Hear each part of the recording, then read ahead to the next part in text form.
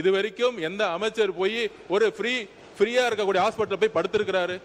உடம்பு சரியில்லைன்னா சிங்கப்பூர் போறாங்க, உடம்பு சரியில்லைன்னா பிரைவேட் ஹாஸ்பிட்டல் போறாங்க. அப்ப இன்று சட்டமன்றத்தில் பேசிய அமைச்சர் ஆதவ அர்ஜுனா திமுக அமைச்சர்களுக்கு அதிரடியாக கேள்வி எழுப்பியுள்ளார். மாண்புமிகு பேரவைத் தலைவர்களே, நாங்கள் கொச்சைப்படுத்தவில்லை. இந்த அனைத்து திட்டங்களும் எந்த ஆட்சியில் கொண்டு வந்தாலும் அதுல நல்லது இருக்கு, அதை நாங்கள் யாரும் கொச்சைப்படுத்தவில்லை. ஆனால் இன்னைக்கு இருக்கக்கூடிய உண்மையான பிரச்சனைகளை இந்த சபையின் முன்பு பொதுமக்கள், முக்கியமாக தாய்மார்கள் பக்கத்தில் இருக்கக்கூடிய வழிகளை நாங்கள் அதை எக்ஸ்பிளைன் பண்ணிட்டு இருக்கோம். முக்கியமா அதாவது நான் ஒண்ணு பதிவு பண்ணிடுறேன். அதாவது இலவச மருத்துவமனை இருக்கு, இலவச கல்விகள் இருக்கு, இலவச அரிசி இருக்கு.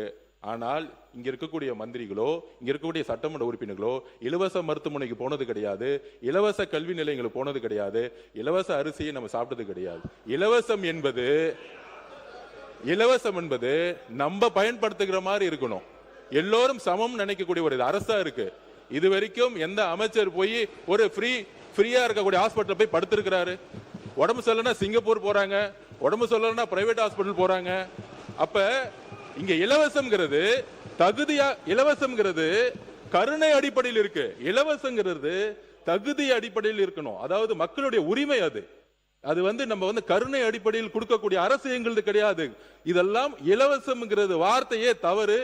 இதை உரிமை, மக்களுடைய உரிமையை எந்த ஊழலும் இல்லாமல் நேர்மையான முறையில் எங்களுக்கு உடம்பு சரியில்லைன்னா நாங்க ராஜீவ்காந்தி ஹாஸ்பிட்டல் போனோம். அப்படி ஒரு மருத்துவமனையை உருவாக்கணும். ஒரு எம்எல்ஏ ரேஷன் அரிசி போய் எடுத்து சாப்பிடக்குள்ள ஒரு குவாலிட்டி கொடுக்கணும். அந்த குவாலிட்டியான ஒரு தரத்தை உருவாக்கணுங்கிறதா நாங்க பதிவு எடுத்துற. யாரையும் கொச்சைப்படுத்துவது நோக்கம் இல்ல. அனைத்து தலைவர்களும் திட்டங்களை கொண்டு வந்திருக்காங்க. ஆனால் திட்டங்கள் சரியான முறையில் நம்மெல்லாம் சாப்பிடக்கூடிய அரிசியோ, நம்மெல்லாம் போகக்கூடிய மருத்துவமனையோ, நம்ம குழந்தைகள் படிக்கக்கூடிய ஒரு கல்வி நிலையங்களோ இன்னைக்கு இல்லை.